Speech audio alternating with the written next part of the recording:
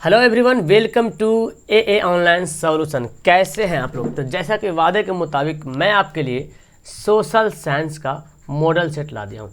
आप चाहे बिहार का हो, यूपी का हो, झारखंड का हो, महाराष्ट्र का हो, राजस्थान का हो, जिस भी राज्य का हो, आपके लिए भी ये सेट इम्पोर्टेंट। बिकॉज आपको पता है कि मैथ, साइंस और सोशल सभी के लिए सेम है और सबका सिलेबस भी सेम है, चैप्टर भी सेम है। इस बार थोड़ा मोड़ा सिलेबस आगे पीछे हुआ कोई बात नहीं, लेकिन लगभग सभी सिलेबस जो है वो सेम है। ओके, तो हम लोग यहाँ पे क्या करेंगे, 30 क्वेश्चन बनाएंगे और वो सोशल साइंस का है मॉडल सेट। आप अगर कंटिन्यू पढ़ रहे हैं पे तो इतना मतलब सवाल है ना, और बड़ा आसान सा सवाल है जी, और वो सवाल बहुत बड़े एग्जाम में आ चुका है। ठीक है, आप अगर देखोगे तो बोले यस सर ये मॉडल सेट तो बहुत हल्का है जी, बिल्कुल बहुत हल्का है। इस तरह से मैं धीरे धीरे आगे बढ़ाते रहूँगा। ठीक है, तो उम्मीद तो यही करूँगा आपसे कि अगर हल्का है तो 30 में 30 नंबर आना चाहिए। ओके, रेडी है? तो चलो तो स्टार्ट करते हैं। वीडियो को शुरू से लेकर आखिर तक देखिएगा। ओके, चलिए सबसे पहला सवाल यहाँ पे आपसे है, बहुजन समाज पार्टी के संस्थापक कौन है? बहुजन समाज पार्टी के संस्थापक कौन थे? ठीक है, अभी तो नहीं, जो स्थापना किए थे वो कौन थे? अंबेडकर, काशीराम, मायावती, रामविलास पासवान। तो बहुजन समाज पार्टी के संस्थापक थे काशीराम। कौन थे? काशीराम। और मायावती अभी उसके अध्यक्ष बनी हुई है, उत्तर प्रदेश की पार्टी है। ठीक है, तो बहुजन समाज पार्टी के संस्थापक कौन है? या काशीराम, और ये नेशनल पार्टी भी है। ओके, अगला सवाल देखो, लोकतंत्र की उपलब्धियों में सबसे अधिक सहायक क्या है? लोकतंत्र की उपलब्धियों में सबसे अधिक सहायक क्या है?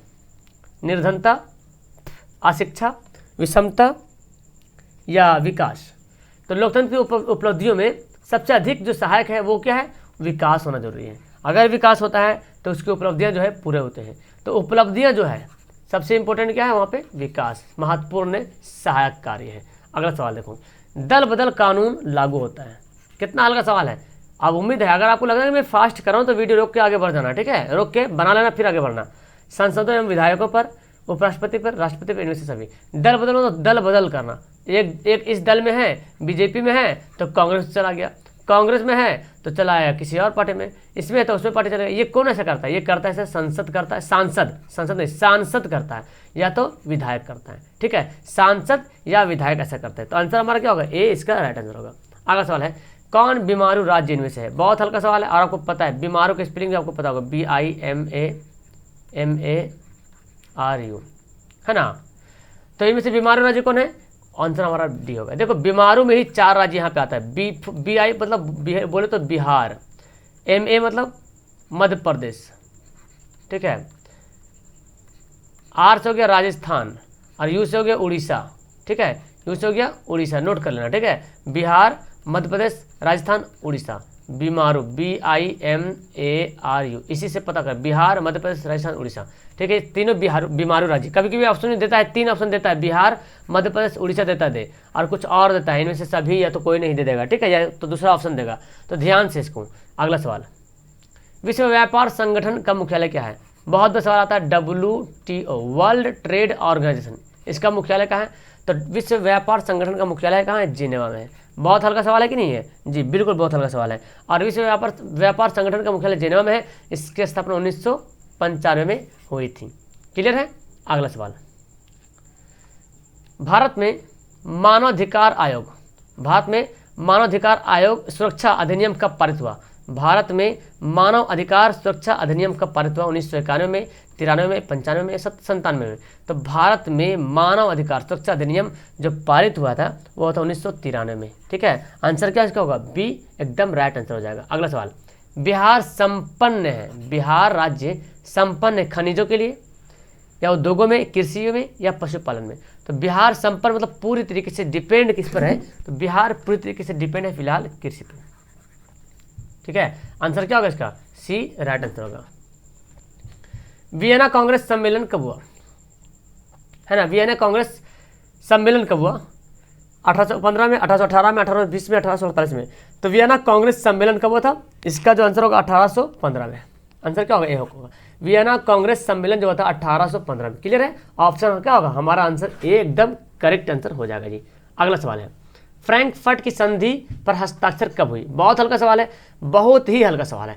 और ये सब सवाल ना एकदम मिस्टेक नहीं करना, बहुत इंपॉर्टेंट सवाल, हल्का है और इम्पोर्टेंट भी है। और ये उम्मीद है कि यही सब आपको सवाल मिलेगा देखने के लिए, देख लेना एग्जाम में रहेगा, ठीक है। तो इतना तैयारी आपको क्यों मैं करवा रहा हूँ, ताकि इस तरह से आपको याद हो जाए। और अगर ऑब्जेक्टिव अगर याद होता है ना, तो सब्जेक्टिव याद करने में पता है इंटरेस्ट बढ़ जाता है। अगर 10 लाइन का सब्जेक्टिव क्वेश्चन है और उनमें से अगर 2 पॉइंट आपको ऑब्जेक्टिव का पता है, तो उसको इतना इंटरेस्ट बढ़ जाएगा ना, और अपने आप फिर वो सब्जेक्टिव क्वेश्चन आप बहुत अच्छी तरीके से याद हो जाएगा, बिकॉज 20 का पॉइंट आपको दिया हुआ है और आपको याद करने में इंटरेस्ट होगा, बोरिंग नहीं महसूस करोगे। तो फ्रैंकफर्ट की संधि कब हुई थी? तो 9 का आंसर होगा हमारा 1871 में। 1871 में फ्रैंकफर्ट की संधि हुई थी। क्लियर है? अगला सवाल, कार्ल मार्क्स का जन्म कहाँ हुआ था? कार्ल मार्क्स जानते हैं, इसका जन्म कहाँ हुआ था? जर्मनी में, इंग्लैंड में, फ्रांस में, पोलैंड में। बहुत इंपॉर्टेंट सवाल और आता भी है। तो इसका आंसर क्या होगा? ऑप्शन ए, जर्मनी में। ठीक है, कार्ल मार्क्स का जन्म कहाँ हुआ था? जर्मनी में हुआ था। क्लियर है? अगला सवाल, दास कैपिटल का प्रकाशन किस वर्ष हुआ था? दास कैपिटल का प्रकाशन किस वर्ष हुआ था? तो यही है दास कैपिटल, जिसके राइटर है, ये किताब है दास कैपिटल, कार्ल मार्क्स, आपको पता है इसी के राइटर है। ठीक है, और इसका प्रकाशन कब हुआ था? तो 11 का आंसर हो जाएगा 1867 में। 1867 में दास कैपिटल का प्रकाशन हुआ था, जिसके राइटर आपको पता है वही कार्ल मार्क्स।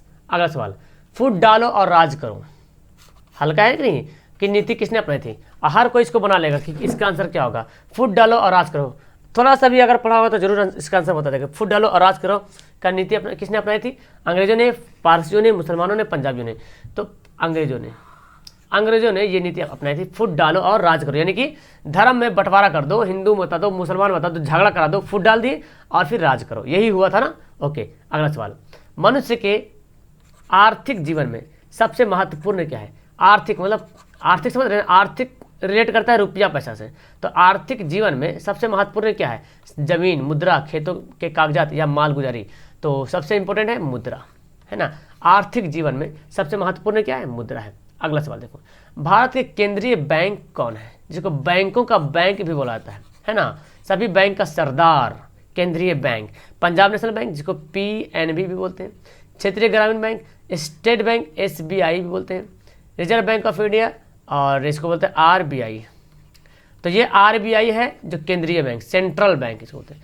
इसमें RBI बैंक में हम और आप खाता नहीं खुला सकते हैं, मतलब जो निजी व्यक्ति इसमें खाता नहीं खुला सकता है, इसमें जो बैंक ही खाता खुलाता है। यानी कि जैसे पंजाब नेशनल बैंक है ना, पंजाब नेशनल बैंक का खाता खुलता है RBI में, क्षेत्रीय ग्रामीण बैंक है, इनका खाता खुलता है RBI में, स्टेट बैंक ऑफ इंडिया, इसका खाता खुलता है RBI में। यानी कि आम आदमी इसमें खाता नहीं खुला, मतलब आदमी खाता नहीं खुलाता, इसमें बैंक ही खाता खुलता है, बैंक का ही खाता खुलता है। जो भी बैंक का ब्रांचेस है ना स्टेट में अलग अलग, तो उसका खाता खुलता है।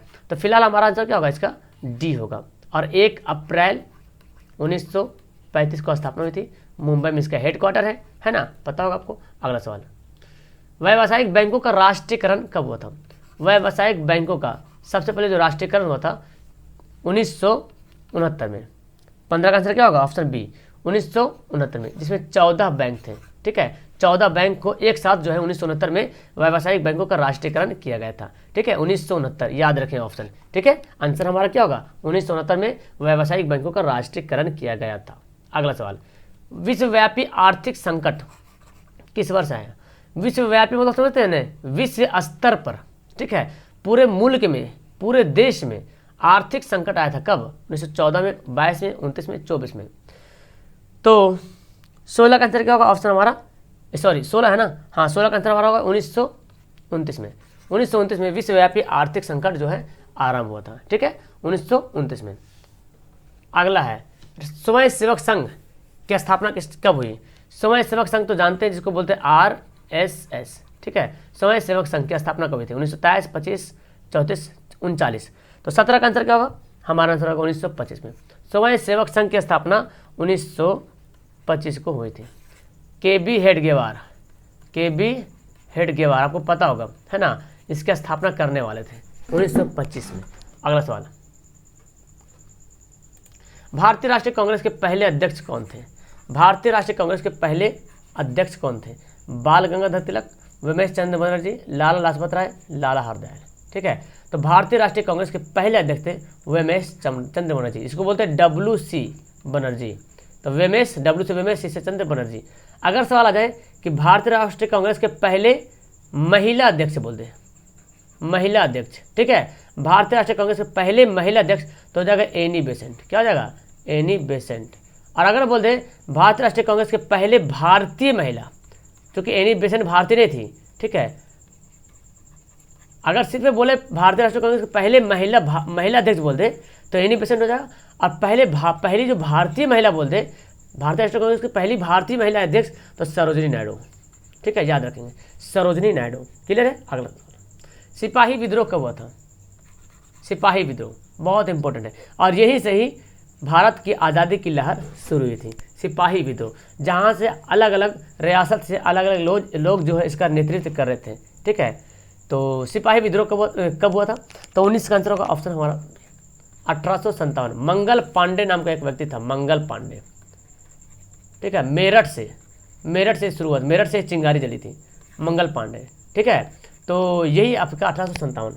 ओके, अगला सवाल, निम्नलिखित नदियों में से किसे बिहार का शोक कहा था? बिहार का शोक मतलब बिहार का दुख, दुखी वाला नदी है ना, बिहार का दुख होना, मतलब हर साल जो है ना कोसी नदी में बाढ़ आता है और कितने आदमी डूब जाते हैं। कश्तियाँ जो होती है, जो नाव होती है, वो कितने नाव जो है डूब जाते हैं। कारण क्या है कि जैसे बाढ़ का धारा इधर चल रहा और एक बार जो है धारा जो है ना ऐसे हो जाता है, मतलब उल्टा हो जाता है।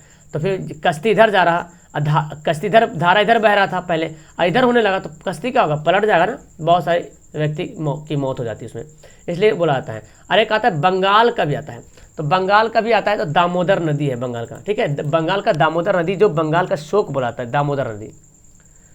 कौन मानव जनित आपदा नहीं, मतलब मानव के द्वारा आपदा नहीं है, आपदा समझ रहे ना, आफत इसको बोलते हैं, आफत बोलते कैसी आफत आ गई, ये देखो आफत है। तो आतंकवाद ये तो आदमी लोग करता है, दुर्घटना ये तो रेल होता है, सांप्रदायिक दंगा तो आदमी लोग करता है। तो यहाँ पे सुनामी ये तो समुद्र के अंदर में होने वाला है, ठीक है, ये सुनामी, ठीक है, आंसर हमारा सी होगा। बाढ़ के समय लोगों को कहाँ जाना चाहिए? कितना हल्का का सवाल है ना, इसके अगले बार थोड़ा सा और बेहतर रहेगा इससे। बाढ़ के समय लोगों को कहाँ जाना चाहिए? गाँव के बाहर, खेतों में। तो जब बाढ़ आ जाएगा तो जाहिर सी बात ऊंच भूमि पे जाएंगे, जहाँ पे ऊंचाई होगा, पहाड़ होगा, ऊंचा टीला होगा, वहीं पे जाके खड़े हो जाएंगे, आंसर सी होगा। बिहार में पंचायती राज व्यवस्था का कार्यकाल कितना होता है? यानी कि जो बिहार में पंचायती राज व्यवस्था, जो मुखिया बनता है, जो सरपंच बनता है, कितने साल तक रहता है? आपको पता है 5 साल तक रहता है ना। क्या होगा इसका आंसर? बी होगा। इजी है कि नहीं सवाल? बहुत ही इजी सवाल थे। तो आप ना 30 में 30 तो बहुत सारे स्टूडेंट आज तो छक्का छोड़ा देंगे सभी लोग, 30 में 30 तो सभी लोग का आएगा बिल्कुल। अगला सवाल है, जनता दल यूनाइटेड जिसको बोलते हैं JDU पार्टी का गठन कब किया गया? जनता दल यूनाइटेड, इसके गठन करने वाले कौन थे? नीतीश कुमार, और अभी भी इसके मुख्यमंत्री है ना, नीतीश कुमार अभी जो है बिहार के मुख्यमंत्री भी हैं। तो जनता दल यूनाइटेड पार्टी का गठन कब हुआ? 2003 में, ठीक है, 2003 में जनता दल पार्टी की स्थापना हुई। अगला सवाल, किसके नेतृत्व में 1977 में जनता पार्टी की सरकार का गठन हुआ था? सबसे पहले 1977 से पहले कांग्रेस की सरकार होती थी, है ना, कंटिन्यू, जब से भारत आज़ाद हुआ था तब से 1977 तक कांग्रेस की सरकार लगातार रही है। फिर 1977 में इसकी सरकार चेंज हो गई है, और किसके नेतृत्व में? तो मोरारजी देसाई के नेतृत्व में, ठीक है। यानी कि इसको बोलते हैं गैर कांग्रेसी, भी सवाल आता कि गैर कांग्रेसी सरकार सबसे पहले कब बनी? गैर कांग्रेसी सरकार सबसे पहले कब बनी? तो वही गैर कांग्रेसी मतलब कांग्रेस के हट करके, तो 1977 में बनी थी। याद रखें, डेट भी याद रखें, 1977 में। अगला सवाल है, 17वीं लोकसभा चुनाव किस वर्ष हुआ? 17वीं लोकसभा समझ, सेंटर लेवल पे लोकसभा होता है, राष्ट्र लेवल पे, देश के लेवल पे, सेंट्रल लेवल पे। एक होता है विधानसभा जो स्टेट लेवल पे होता है, विधानसभा है ना, स्टेट लेवल पे होता है। तो लोकसभा, ये विधानसभा। तो बोला कि लोकसभा जो चुनाव हुआ 17वीं लोकसभा कब हुआ था? तो हुआ था 2019 में, अभी तो वोट दिया था 2019 में, जिसमें नरेंद्र मोदी बने थे। और 2014 में हुआ था 16वीं लोकसभा, 16वीं, ठीक है। और अगर 15वीं बोल दे तो 2009 में हो जाएगा, ठीक है, याद रखेंगे। तो 2014 में भी बीजेपी की सरकार बनी थी, और 2019 में भी बीजेपी की सरकार बनी, यानी कि 16 में भी, 16वीं लोकसभा में भी और 17वीं लोकसभा में भी, ठीक है, याद रखेंगे। अगला सवाल, तारापुर परमाणु ऊर्जा केंद्र कौन सा है? भारत का सबसे पहला परमाणु ऊर्जा केंद्र तारापुर। भारत का सबसे पहला परमाणु ऊर्जा केंद्र कौन सा है? तारापुर है। और कहाँ है? गुजरात में, मध्य प्रदेश में, छत्तीसगढ़ में, महाराष्ट्र में। तो तारापुर है महाराष्ट्र में। आंसर क्या होगा इसका? डी राइट होगा, याद रखें, ठीक है। भारत का सबसे पहला परमाणु ऊर्जा केंद्र जो था वो तारापुर था और वो भी महाराष्ट्र में। अगला सवाल है, किस राज्य में वनों का सबसे ज़्यादा अधिक विस्तार है, मतलब सबसे ज़्यादा वन है, विस्तार, वन का विस्तार सबसे अधिक है? मध्य प्रदेश, उत्तर प्रदेश, कर्नाटक, केरल। तो 28 का जो आंसर हमारा हो जाएगा ऑप्शन यहाँ पे ए, MP है ना, मध्य प्रदेश। क्लियर है? आंसर क्या होगा इसका? ए राइट आंसर होगा। रेल वर्कशॉप कहाँ है? तो ऑप्शन में देखें, इस ऑप्शन में आपको चुनना है। रेल वर्कशॉप तो बहुत जगह है ना, लेकिन इस ऑप्शन के मुताबिक रेल वर्कशॉप है कहाँ? जमालपुर में है, मुंगेर में है, भगवानपुर में है, दरभंगा में है। तो रेल वर्कशॉप है जमालपुर। बहुत बार सवाल आया है, ठीक है, याद कर लीजिएगा। क्लियर है? अगला सवाल और लास्ट सवाल, मेट्रो रेल सेवा उपलब्ध कहाँ है? इस स्टेट में, इस जगह में जो है, इनमें से कौन सी जगह है जिसमें जहाँ मेट्रो रेल सेवा उपलब्ध है? धनबाद, दिल्ली, रायपुर, गुवाहाटी।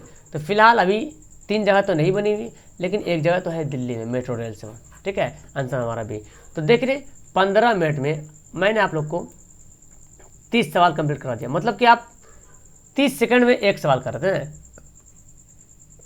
एक सवाल, एक क्वेश्चन प्रति 30 सेकंड, 30 सेकंड में एक क्वेश्चन आप लोग पढ़ लेते हैं। अब 15 मिनट में मैंने आपको सारा क्वेश्चन जो है कंप्लीट कर दिया, ठीक है।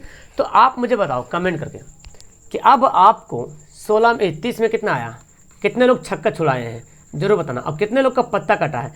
अब ऐसा नहीं कि आपको 29 आ गया तो कमेंट मत करना, 24 आ जाए तो भी कमेंट करना, 15 आ जाए तो भी कमेंट करना। कमेंट करने से क्या होगा ना कि आपके अंदर एक जज्बात पैदा हो कि आज मैं कमेंट किया 15, अब मैं दिखाऊंगा अगले बार ना ये 15 का मैं जो ना 25 करूंगा, अगले बार ना 30 में 30 कमेंट करूंगा, ये होना चाहिए, ठीक है। तो ओके, अच्छी लगी वीडियो लाइक जरूर करना और अपने दोस्तों को शेयर तो करते रहते हैं आप लोग। Okay, that's all, thank you everyone, bye.